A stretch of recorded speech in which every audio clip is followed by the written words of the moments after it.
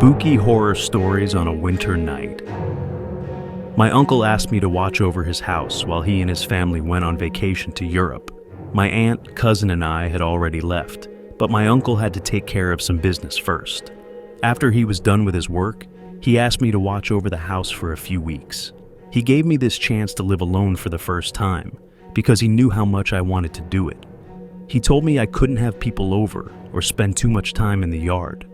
I didn't know why, but I thought he didn't want me to walk around outside too much because the snow was too deep and could cause an accident. He gave me a lot of advice on how to take care of the house, then left. He left a lot of food in the fridge for me. I have to say that at first it went better than I thought it would. Being by myself didn't bother me, and I thought I could do anything I wanted. Up until the middle of the night, everything was going great. A sound woke me up, but it didn't scare me. I quickly got up and looked around. There was nothing but the dark room of my uncle, lit only by the bright moonlight coming in through the window. If I looked out the window to see if it was snowing, I was shocked to see that it was. It looked like there was a blizzard outside. I was shocked and just stared outside, not knowing what was going on. When I heard the same sound coming from the front door downstairs, I quickly turned around. At this point, my heart began to beat faster. I wasn't sure, but I thought maybe something had blown up against the door. As I went downstairs, I turned on all the lights and peered through the front door's peephole. There was nothing there. I cracked the door open just a bit to keep the cold and snow out. I was scared when I heard footsteps going straight to the door. I slammed the door shut and locked it, taking deep breaths. Who the hell would be outside in this weather? I asked myself under my breath, as I looked around the house to figure out what to do next. I quickly went to the back door and peered through the glass. Because of the snow and darkness, I couldn't see more than a few feet away, but I thought I saw a very small person walk away from the house. It looked like a child, maybe 9 or 10 years old. A flash of lightning made it easier for me to see for a short second, and sure enough, there was a kid walking around outside the house. I was scared, but I also felt bad for the little kid.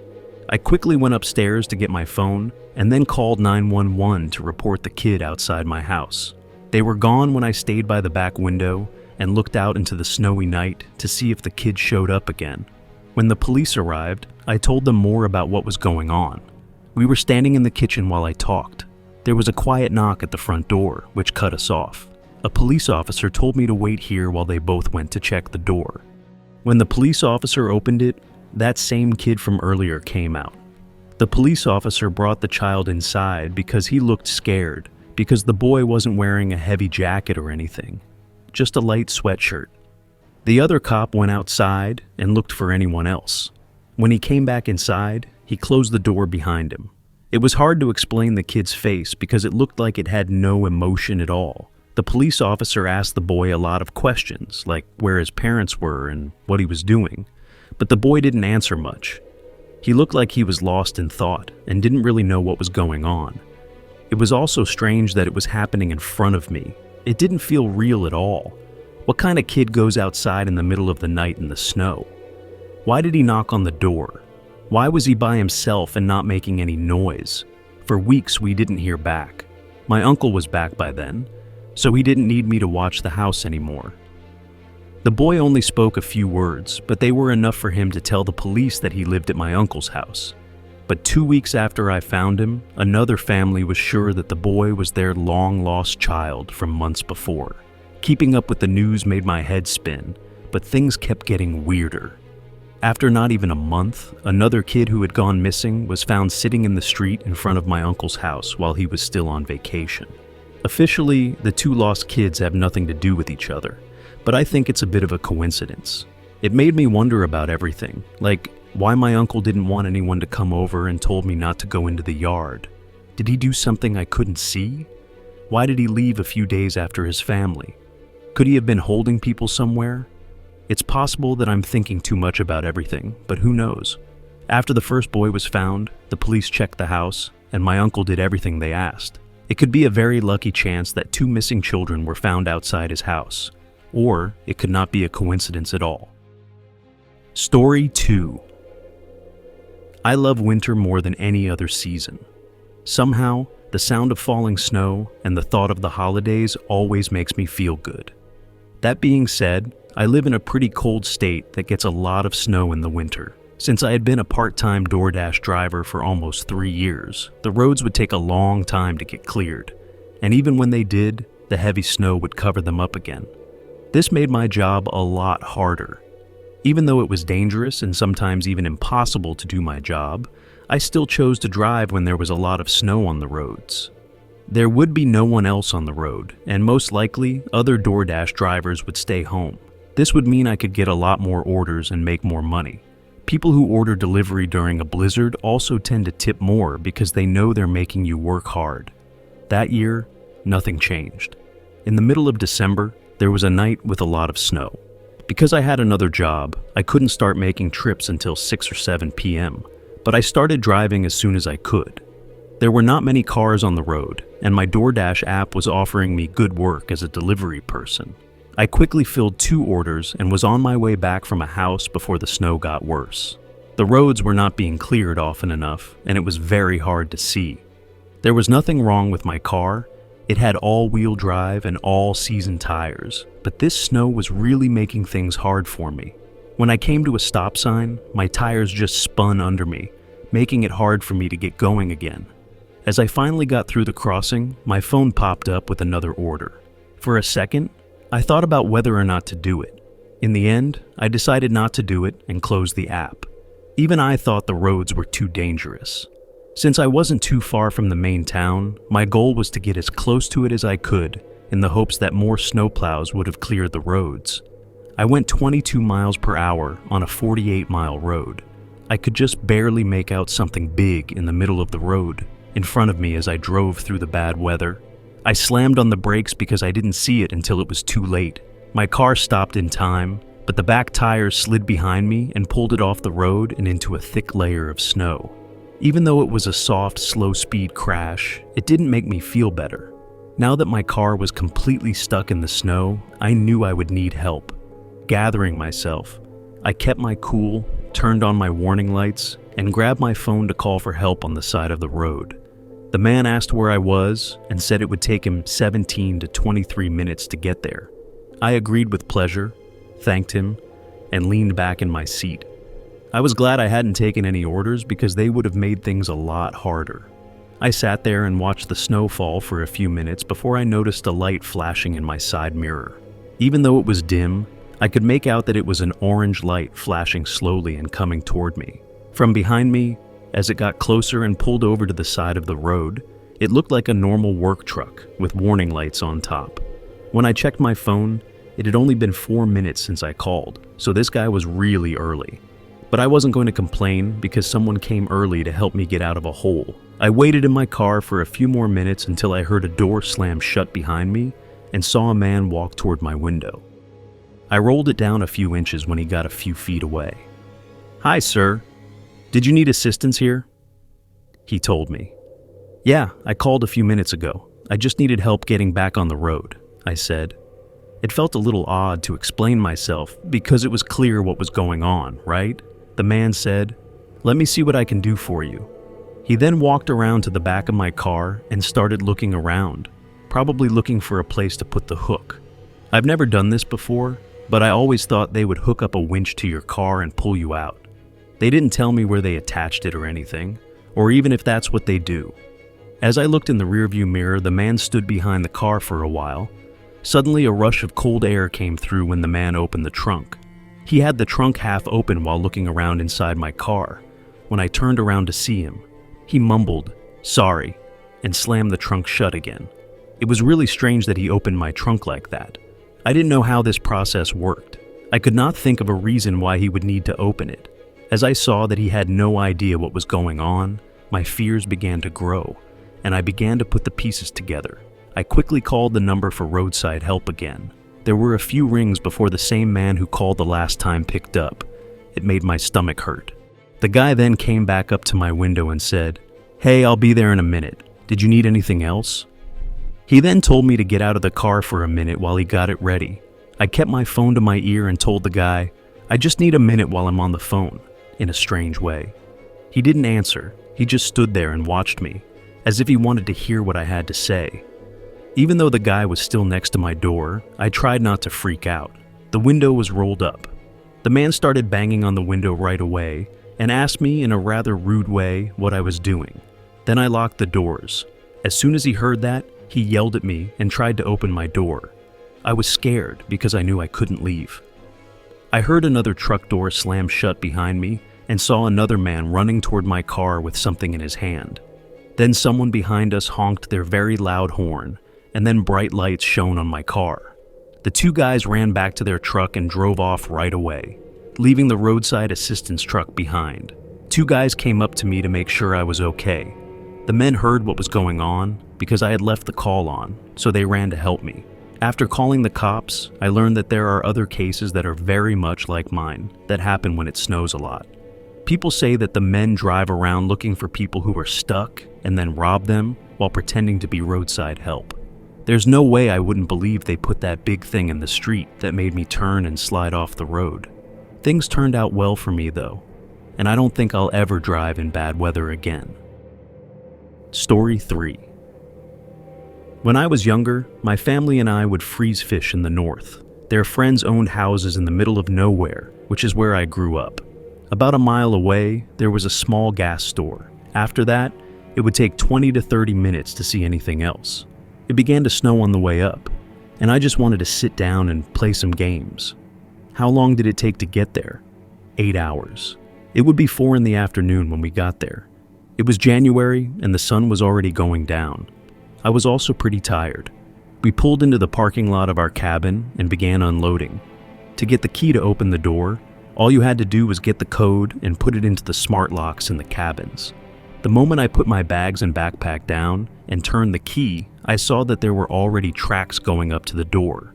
When I told my dad, he thought it was probably the cleaner or something. I believed him and opened the door. I saw some water on the floor when I went inside. Once more, I thought it was from the cleaner. Besides that, it looked fine and exactly the same as I remembered.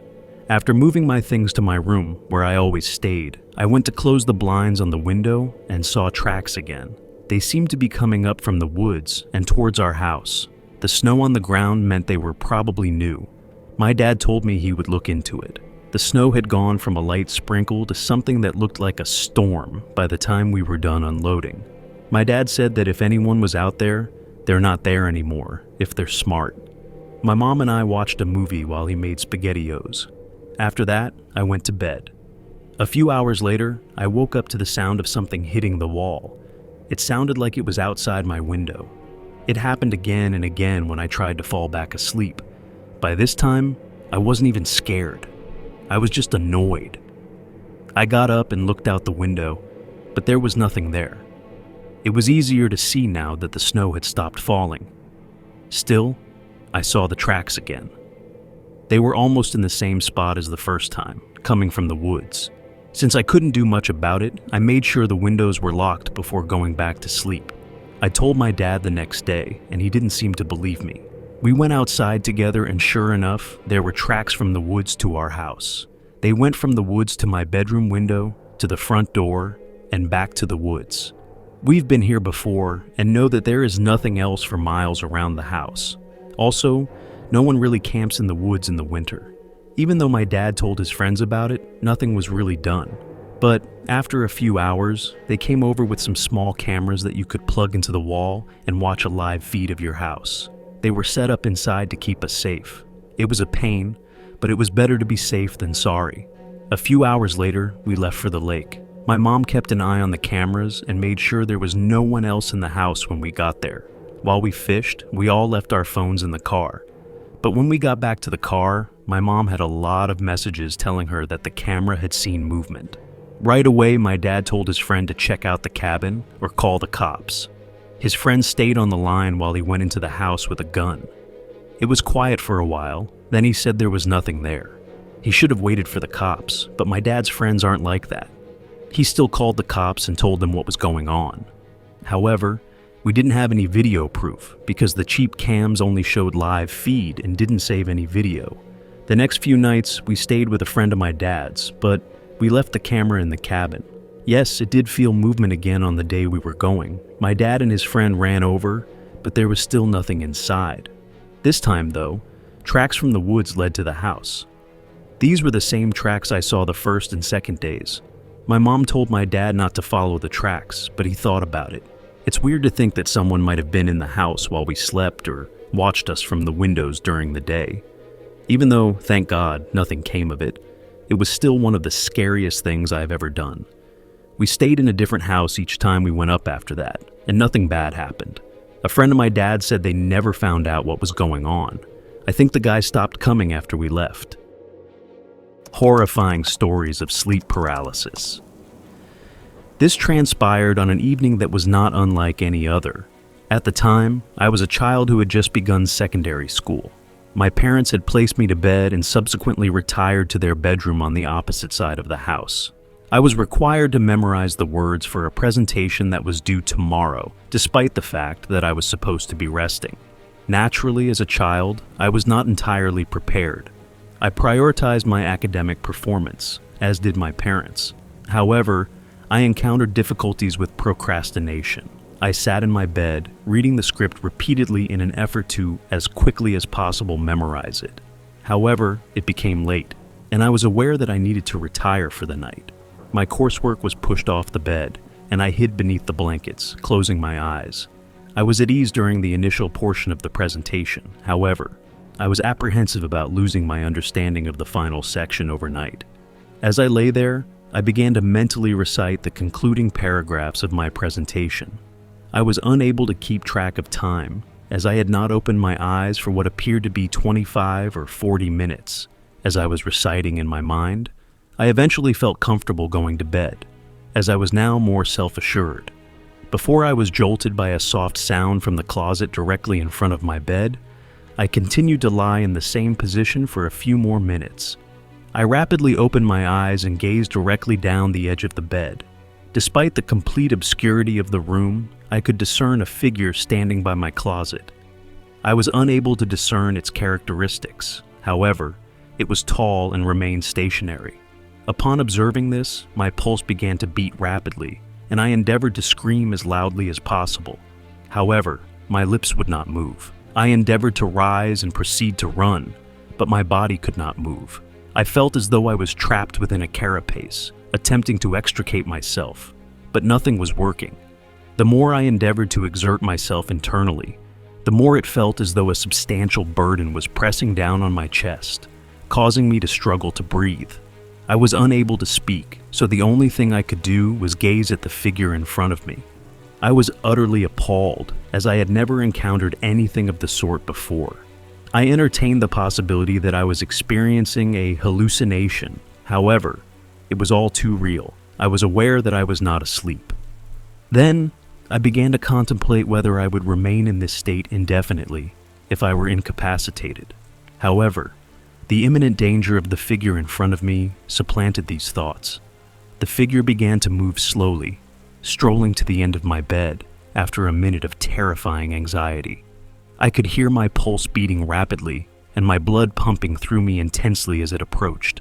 I exerted extraordinary effort to move, shriek, and flee, but I was rendered immobile. I continued to be unable to see its face as it approached the bed. I could discern its presence, but it appeared as though a dark shadow was enveloping it, obscuring all of its characteristics. I desired to weep, awaken, or do anything else to conclude this miserable evening. However, after remaining stationary for an additional few seconds, it placed its long limbs on the bed and began to crawl toward me. It gradually traversed my body, with a shadow obscuring its face, before ultimately halting directly above my head. The figure rapidly leaned its face directly in front of mine, screaming with its mouth wide open and staring into my eyes. Following a long second of total silence, my eyes were wide open and fear was surging through me. Then, in an instant, it was gone without a trace. As I lay there, stunned and terrified, the screams, the figure, and everything else fell silent and vanished. My fingers trembled. Subsequently, I was able to resume my movements as if they had never occurred. I leaned forward and feverishly gazed around, still uncertain about the experience I had just undergone. I began to question the existence of demons as a child, and that is precisely what I witnessed. I was uncertain as to whether the experience I had just had was genuine, or if it was merely a hallucination.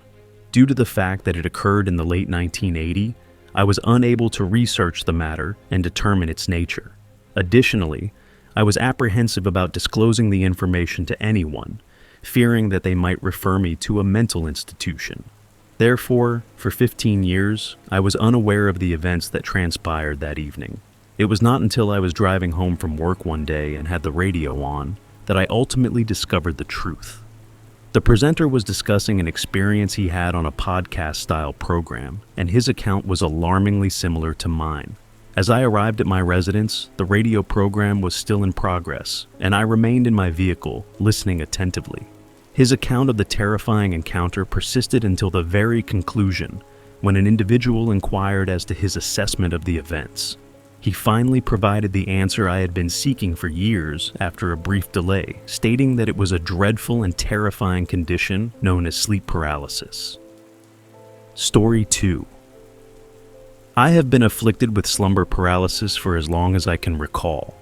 I assumed that it was commonplace and innocuous due to its frequency, and my parents concurred. I never experienced any kinds of hallucinations. I would abruptly awaken in the midst of the night and be able to only open my eyes and observe my surroundings. It would always be slightly eerie, as I would want to draw the sheets over my head to conceal myself, but was unable to do so.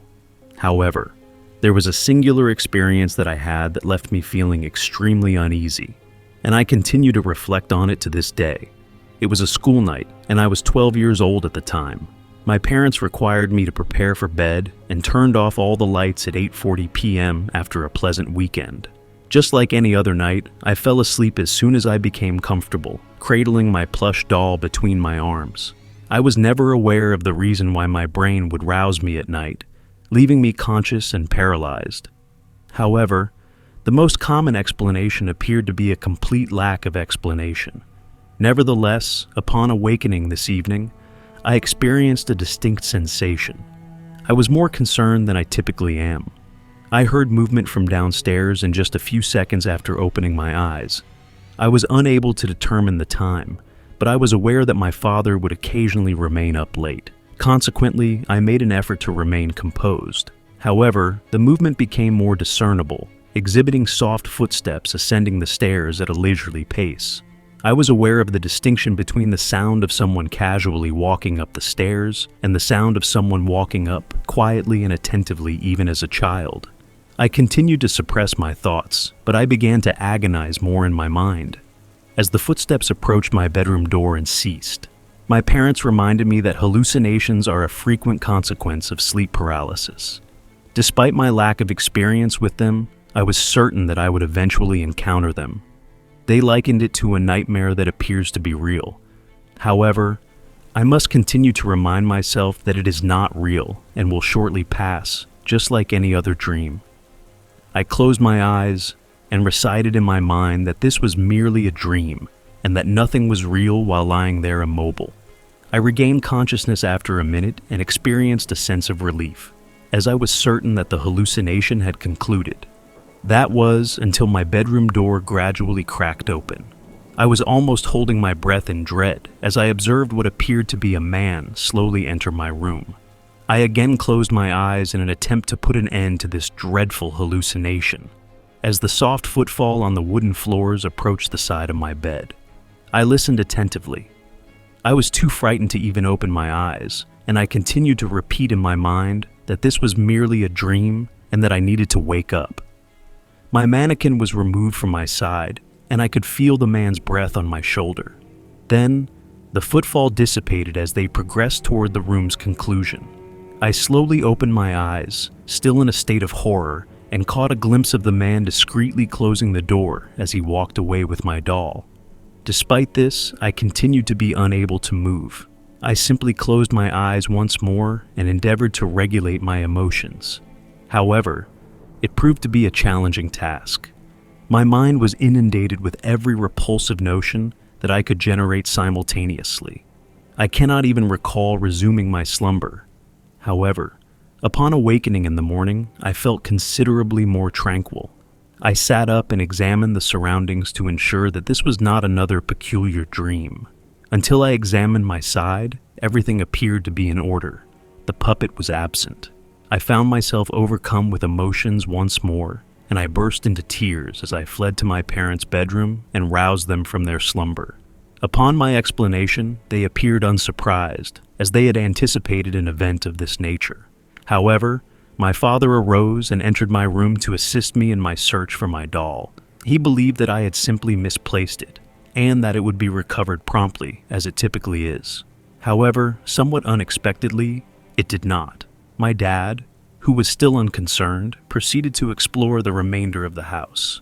He was aware of the doll's significance to me, and likely intended to alleviate my distress regarding my nightmare. However, we were unable to locate it. In reality, we never did.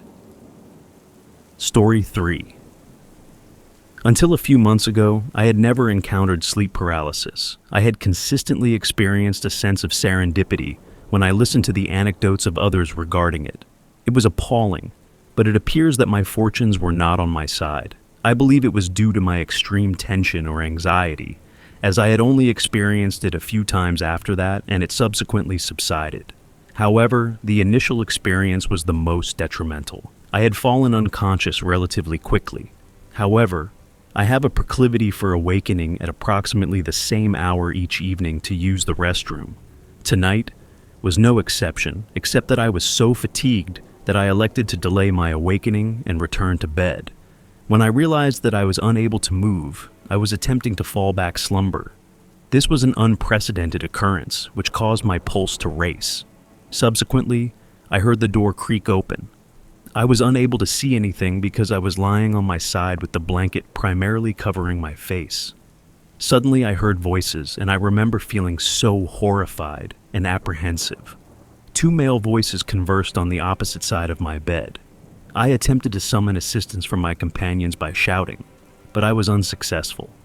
I was unable to communicate in any way. This exacerbated my anxiety and caused my pulse to beat more rapidly. I experienced an inability to exhale. These individuals who were present in my room began to advance to my side of the bed. I could hear them conversing with one another, but I was unable to comprehend their words. I maintained my eyes closed in the expectation that they would assume I was unconscious and proceed to retrieve the item they were seeking before departing. I was solely preoccupied with the notion that they were criminals. I even pondered why my dog did not bark or how I did not hear anything downstairs, as it all felt so real. After all, I am a light sleeper. I attempted to maintain my composure by closing my eyes. However, one of them was so near that I could hear him breathing directly next to me. He then murmured something to me, as if he were conversing with me. I heard them depart, and moments later, the door slammed shut. I was still unable to move, so I remained in the same position until I fell unconscious. That night, I had an even stranger dream. I awoke to determine whether my money had been stolen after they had departed. It had been. In my dream, I awoke my roommate and disclosed the entire situation to him. Subsequently, I examined the video cameras and observed 2 individuals enter my room and approach me. Subsequently, we proceeded downstairs to ask our other companions if they had observed anything. However, they were already on the phone with the police when we arrived, as our living room television was missing and the area was disorganized. I have never experienced a dream as vivid as this one, and the fact that it resumed at the exact point where my sleep paralysis had ended was even more peculiar. I, of course, verified that everything was still present the following morning when I awoke, and it was. I was certain that I was conscious, despite the fact that the video cameras did not capture anything. It felt so real. It was the most peculiar experience of my life. I experienced a few instances in which I was unable to breathe or move following that evening. The door of a different room would either open or close, and I would hear it. Due to my habit of sleeping on my side, I have never encountered any figures, unlike many others. In that regard, I am fortunate. However, auditory hallucinations during the night are nearly as dreadful, as it is impossible to observe the scene. You are merely required to listen and maintain the expectation that the entity in question does not exist. Alternatively, you may not be as fortunate as I was. Real scary horror stories for Christmas. At the time, I was residing in Upper Canada in a spacious cabin-style property. My favorite time of year has always been the holidays, since my family and I would get together to celebrate Christmas at one of our houses. This was something to constantly look forward to, living alone. While I didn't hate being by myself, it was occasionally good to visit friends and family. Our tiny family, who lived in a somewhat large home, would often take turns hosting gatherings at my brother's or my place every year. It was my turn to throw the family reunion this year. However, the majority of my relatives lives on the opposite side of Canada, so it required a long drive or an expensive plane ticket. But on Christmas Eve, everyone usually makes an effort to show up. So, on December 21, I gave my brother a call to make sure things was proceeding according to schedule. He told me that he was driving and should arrive by Christmas Eve night, but our parents might arrive early because of a delayed flight. I bid him farewell and went back to bed, wishing him safe travels. If you've ever lived in Canada, particularly in the north, you are aware of how harsh and protracted the winters can be. Snowstorms and blizzards frequently form quickly and can endure for a variety of lengths of time. Having said that, the following day brought strong gusts in the afternoon and a thick layer of snow covering the grounds in the morning. My brother called me at around 6 o'clock in the evening to let me know that the snowstorm that was covering the roads would need him to spend the night at a motel. Although I was a little disappointed that I would have to spend the day before Christmas alone, I felt that it was the right choice. However, I made an effort to remain upbeat and eager for Christmas Day, spent with my entire family. I got ready for bed at 10 o'clock, and, in case my parents arrived at the airport early, I set an early alarm for 5 a.m. I had a hard time falling asleep because the home was creaking and the entire room was trembling due to the roaring wind outside. However, as I lay there awake and irritated, a gentle rhythmic sound from outside the hut approached. The quiet 1-2 of the footsteps stood out against the wind that was blowing at odd speeds in all directions. As one might anticipate from the current weather, they moved slowly, but they didn't give up until they got to the wall on my house's left side. I lay there in the middle of the night, listening to this weird individual wandering in a blizzard with my eyes open. My mind was racing with a number of things, including total disorientation and potential attack dread, but I started to wonder whether it was my brother. Perhaps there had been an incident and his phone was unreliable. Perhaps there wasn't a motel nearby. The more I thought about it, the more I felt like I needed to figure out who it was. I did not want my brother and his family to be left out in this weather, where no one could stay more than an hour without facing dire consequences.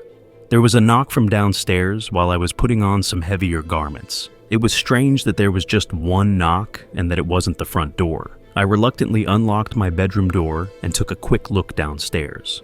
I turned off the lights as it was much too dark to see anything, and I didn't want to reveal my location in case it was a dangerous person.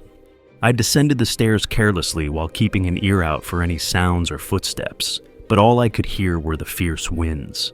I headed toward the front door as soon as I reached the bottom. I wasn't sure what else to do, even though the knock didn't appear to be coming from the front. I don't know why, but this was the point at which I truly began to feel anxious, even terrified. It's not like I scare easily, but something seemed really off. Moving the little curtains on the window's side, I leaned forward and approached the door silently. There stood a man, expressionless and composed, staring at the entrance.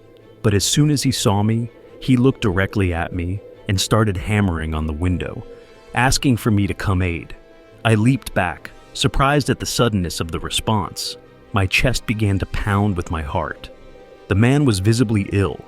In fact, he appeared insane, and he appeared to be concealing something by keeping one hand in his pocket. I didn't feel at all comfortable opening the door, but I also didn't want to have the man's blood on my hands for not helping him during a storm like this, I said. A few seconds pause followed before the man answered calmly. I got lost. I just need somewhere to shelter. His shift in attitude was alarming. I stood there thinking for a bit before the man asked me again to let him in. Then again and again, getting more aggressive with each word before beginning to hit the door, pounding on it over and over. I ran to the other room to grab my pistol that I kept in cases of home defense.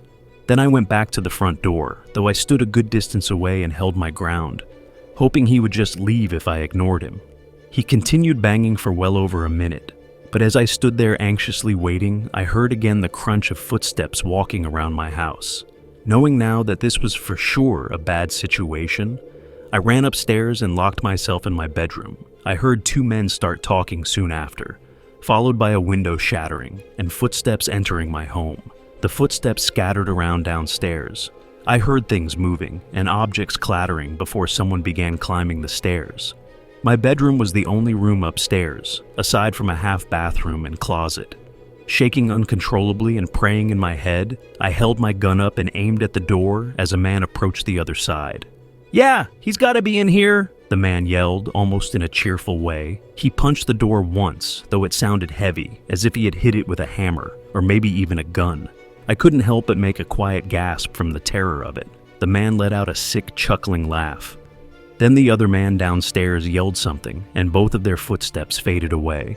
I sat there with my gun held at the door for probably 15 minutes, with nothing but the sounds of winds blowing downstairs. Clearing the house carefully, I made sure they were gone, then put a small wooden board over the broken window to keep the snow out. The men had taken a few expensive things around the house and left a bit of a mess, but no other harm was done. Oh, the blizzard had settled by morning, and I informed my family and the police of the encounter. My brother was angry at himself for not having been there for me, but I assured him it was okay, and he made the right call to not drive in a snowstorm. Despite having the most horrifying encounter in my entire life, I actually had a really enjoyable Christmas with my family. People these days are cruel and awful humans, and to do something like that, to put someone through something like that, especially during the holiday season, is just another level of insanity. Story 2. Christmas was always a big event for my family. Every year, we'd drive out to my aunt and uncle's house, where I'd get to see all of my cousins, as well as my grandparents. There's one year I still think about a lot, though, because something happened that I still can't get out of my head. I was only 10 at the time, and I was a relatively shy kid, so meeting new people wasn't enjoyable at all. This year, though, when we arrived at my uncle's house, my oldest cousin introduced all of us to her boyfriend, Drew. Apparently, they'd been together for a few years, and things were getting pretty serious, so she wanted the whole family to get comfortable with him. From what I heard, they met at the college they both went to, which wasn't far, but Drew was from out of state, so my uncle offered him to stay at his house during winter break. Anyway, over the next couple of days, I remember avoiding him as much as possible. I really didn't want to talk to some stranger I didn't know, and I definitely didn't want him to act like he was my big brother. However, my younger brother, who was only 6, was talking to him all the time. It was like they had just become best friends in just 2 days. My parents thought it was cute that my little brother was looking up to him, but I found it to be weird. I don't know, something about it just made me feel uncomfortable. During the nights, I shared a room with my brother, and I'm assuming Drew and my cousin shared a room on the other side of the house. I asked my little brother as we were getting ready for bed why he liked Drew so much, and he just talked about how cool he was. I don't really know what I expected my 6-year-old brother to say, but when he responded, it's kind of clicked in my mind that I really should be wondering why Drew wanted to talk to my brother so much, not the other way around. I know this all sounds like it may just be taken into bad context, when it could just be a loving, soon-to-be cousin-in-law, but it was just a feeling in my gut that told me something was off. And just 4 days after we had arrived, on the night of Christmas Eve, my gut feeling was proven to be right.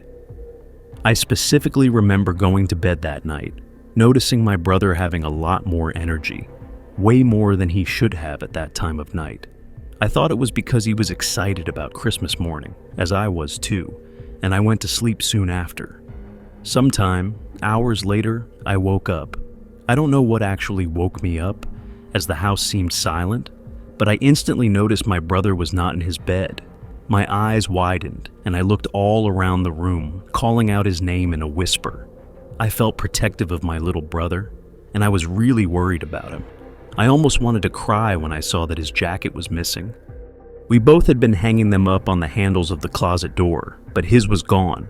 I grabbed mine and rushed downstairs. From the bottom of the steps was a hallway. On one side was the front door, and on the other was the back door. Looking at the back door, the screen door was closed, but the actual door was open. I remember being scared, but more than anything, I wanted to make sure my little brother was okay. So, I walked outside. Out in the field behind the house, I could see two figures, one large and one small. They seemed to be walking away from the house, but it was dark and hard to tell.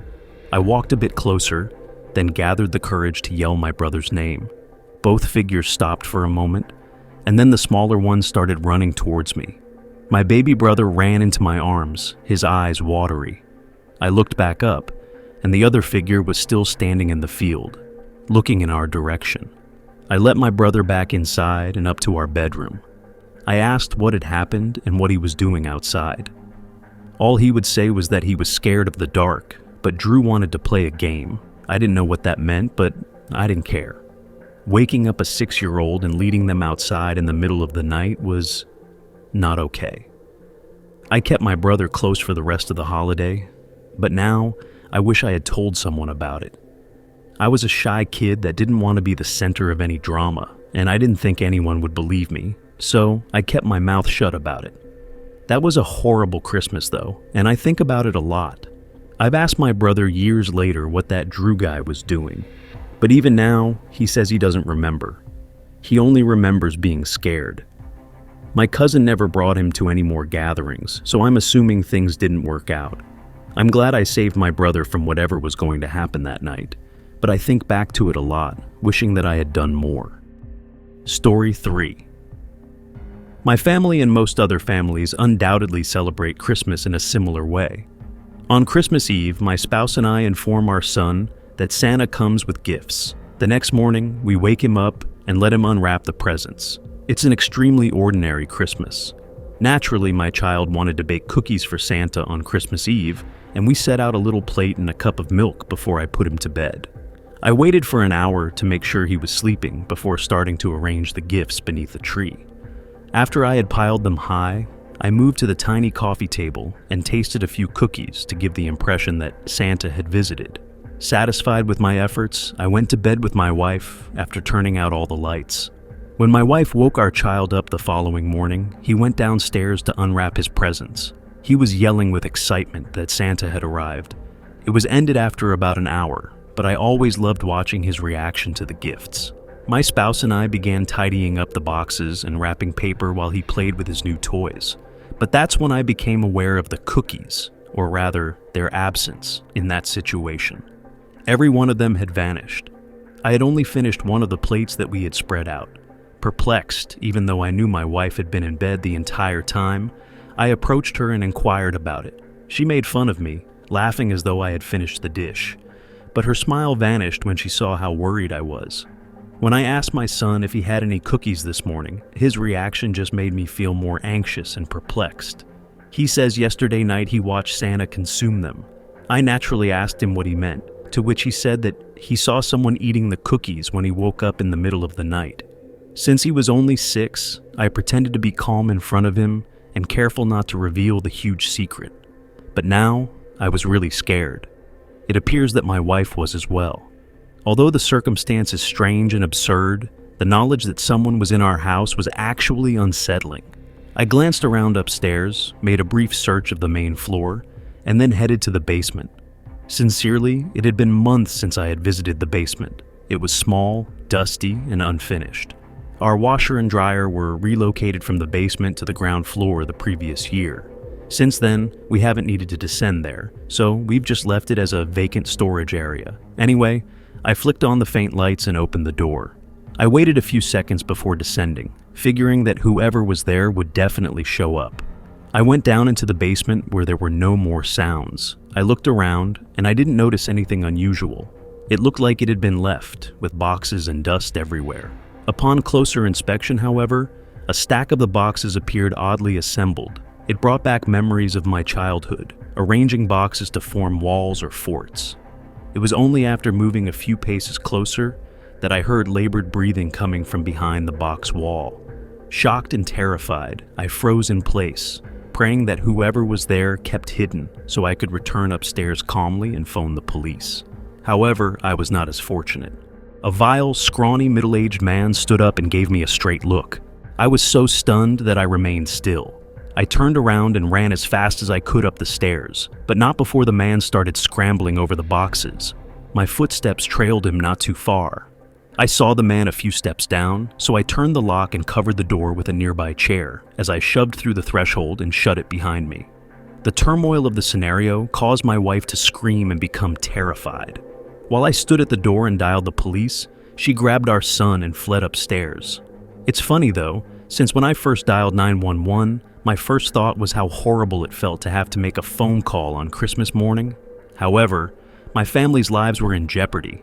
The man attempted to convince me to let him go and that he didn't mean any harm as I waited for the police to arrive. It almost sounded like he was talking to himself at one point. The man had a crazy voice. I nearly had sympathy for him. When the policeman arrived, he quickly took the man into custody and I completed a report. We made an effort not to let this spoil the remainder of our Christmas, but it was hard to return to the festive atmosphere. It transpired that he had been squatting in our basement for a few days to a few weeks. I felt sick since he had been stealing some of our food and beverages while we were away. Looking back, I could even recall missing items, inane things like everyone saying they weren't the ones who stole the final granola bar. These seemed like everyday occurrences that you would just dismiss as anything other than a house guest stealing your meals. Every time something disappears now, I get a queasy sensation in my stomach because I can still picture that strange person gazing at me and pursuing me out of the basement.